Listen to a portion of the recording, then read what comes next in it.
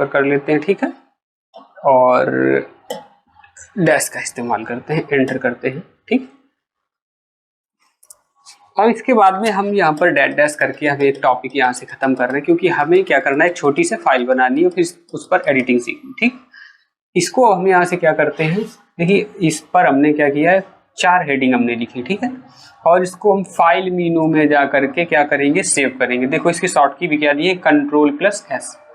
तो जब हम फाइल मेनू पर जाएंगे, माउस से लेफ्ट की प्रेस करेंगे और सेव ऑप्शन पर क्लिक करेंगे तो एक विंडो आएगी, ठीक है।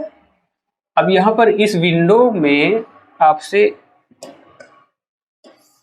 ये पूछा जाता है कि आप जो फाइल सेव कर रहे हैं तो वो कहाँ पर सेव करना चाहते हैं, ठीक है। ये होता है एड्रेस बार, और यहाँ पर जो लास्ट में जैसे यहाँ पर लिखा हुआ है कशिश, इसका मतलब कि जो हम फाइल सेव करेंगे वो कौन से फोल्डर पर जाएगी, कशिश नाम के फोल्डर पर जाएगी, ठीक है।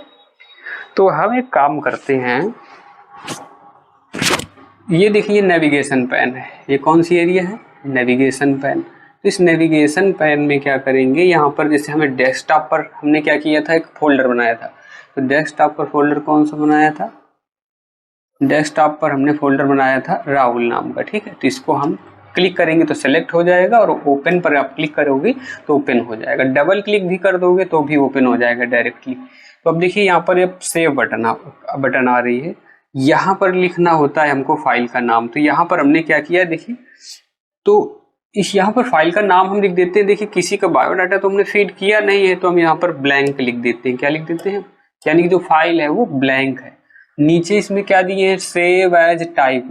तो जब यहाँ पर क्लिक करोगे तो देखो यहाँ पर ऑल फाइल्स या डॉक्यूमेंट्स, यानी कि बिल्कुल सिंपल फाइल बनानी तो ऑल फाइल्स पर क्लिक करेंगे, और डॉक्यूमेंट फाइल बनानी यानी टेक्स्ट फाइल बनानी तो हम इसको सेलेक्ट, डिफॉल्ट रूप से .txt फाइल होती है। इसके विषय में हम नेक्स्ट वीडियो में बताएंगे कि किस तरीके से एक्सटेंशन का यूज किया जाता है और उसके फायदे क्या होते हैं, ठीक है। तो ये जो हमने फाइल का नाम दिया है, डेस्कटॉप में हमने एक राहुल नाम का फोल्डर बनाया है, उस पर हम सेव कर रहे हैं, ब्लैंक फाइल है, ठीक है, और इसको हम यहाँ पर सेव कर देते हैं। तो क्या ये फाइल उस फोल्डर के अंदर आ गई होगी, इसको देखने के लिए हम इसको यहाँ से हम करते हैं क्लोज, और क्लोज करने के बाद में ये राहुल नाम के फोल्डर को हम ओपन करते हैं। तो देखो यहाँ पर एक ब्लैंक नाम की फाइल आ गई है, और जब इसको ओपन करोगे तो वही कंटेंट मिल जाएगा आपको जो पहले आपका कंटेंट था, ठीक है, यानी कि जो आपने कंटेंट इस पर टाइप करके आपने सेव किया था। तो अब देखते हैं कि यहाँ पर हम फिल करेंगे, और फिल करने के बाद में जैसे कि नेम पर हमने किया, यहाँ पर हम नेम लिख लेते हैं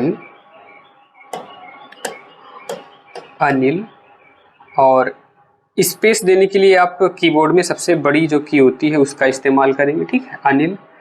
अपर केस के लिए हम इसका इस्तेमाल कर लेते हैं, जैसे यहाँ पर SINGH, ठीक है।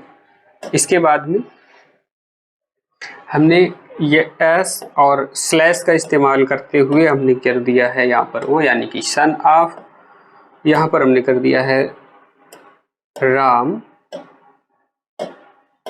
सिंह। कैपिटल से करेंगे तो ये कैपिटल, ये शिफ्ट की को प्रेस किए हुए S को हम प्रेस करेंगे और यहाँ पर कर लेते हैं सिंह, ठीक। तो इसको हम क्या करते हैं, यहाँ पर एड्रेस भी फिल कर लेते हैं, कर्सर रखेंगे। देखो डाउन बटन की प्रेस करके आप आ सकते हैं, माउस से यहाँ पर लेफ्ट क्लिक कर सकते हैं। लेकिन अगर आप ऐसा करते हैं, देखो एक प्रॉब्लम क्या होगी कि अगर आप नेम लिखने के बाद में अगर इंटर की कर दोगे तो यहाँ पर आपको स्पेस मिल जाएगा, जो कि प्रॉब्लम आपके लिए कर सकता है। तो इसके लिए आप बैक स्पेस कर दोगे तो ये वापस चला जाएगा, ठीक है।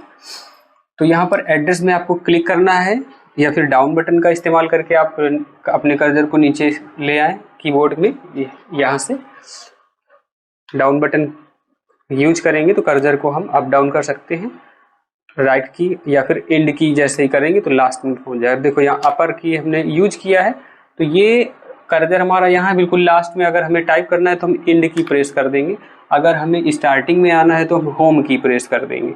तो इस तरीके से होम की और एंड की का इस्तेमाल करते हुए नेविगेशन करने के लिए हम यूज कर सकते हैं एरो कीज को भी, जिसमें अगर आपका कर्सर बीच में कहीं है, स्टार्टिंग या एंड में लाना है तो आप होम से स्टार्टिंग में और एंड से लास्ट में ला सकते हैं। तो एंड की इस्तेमाल किया।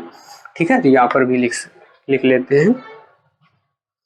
तो एड्रेस यहाँ पर हम जैसे कर लेते हैं SARH सार, यहाँ पर हमें कैपिटल से क्रिएट करना है। शिफ्ट के साथ हम एस प्रेस करेंगे और सिटी हम कर लेते हैं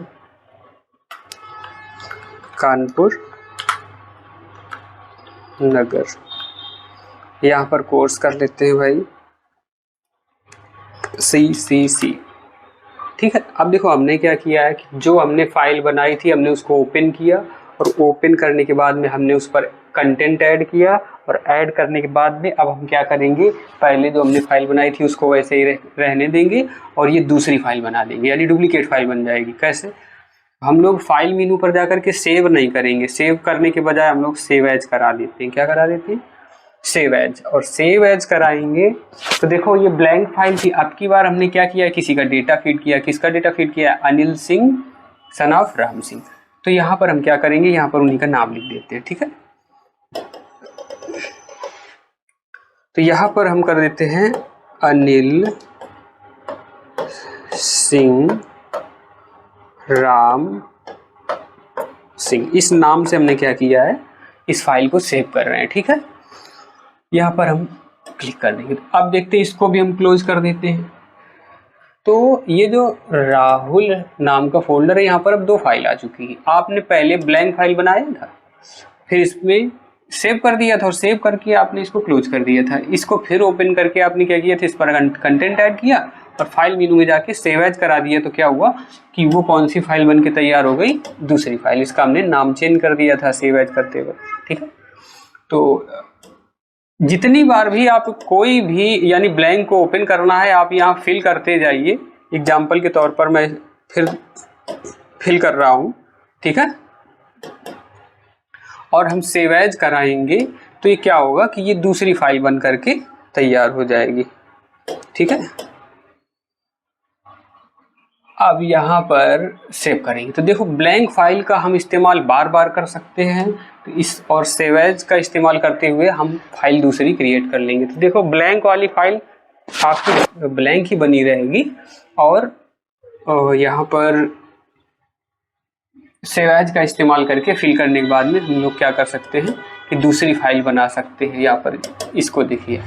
ठीक है, यहाँ पर हमने कुछ कंटेंट ऐड किया था, दूसरी फाइल बन गई है। तो जो स्टार्टिंग से लैब कंप्यूटर पर लैब करना चाहते हैं, कंप्यूटर में प्रोग्राम पर फाइल बनाना चाहते हैं, तो स्टार्टिंग बेस पर उनको यहीं से स्टार्टअप करना चाहिए। और मेरे हिसाब से आप लोगों को समझ में आया होगा। यदि आपको डाउट है तो एक बार फिर से वीडियो को रिपीट करके जो है देख लीजिए, बिल्कुल अच्छे से समझ में आ जाएगा। और आशा करता हूँ आप लोगों को सही से समझ में आया होगा। तो आज के लिए हमें इजाज़त दीजिए, फिर मिलते हैं नेक्स्ट वीडियो में। धन्यवाद।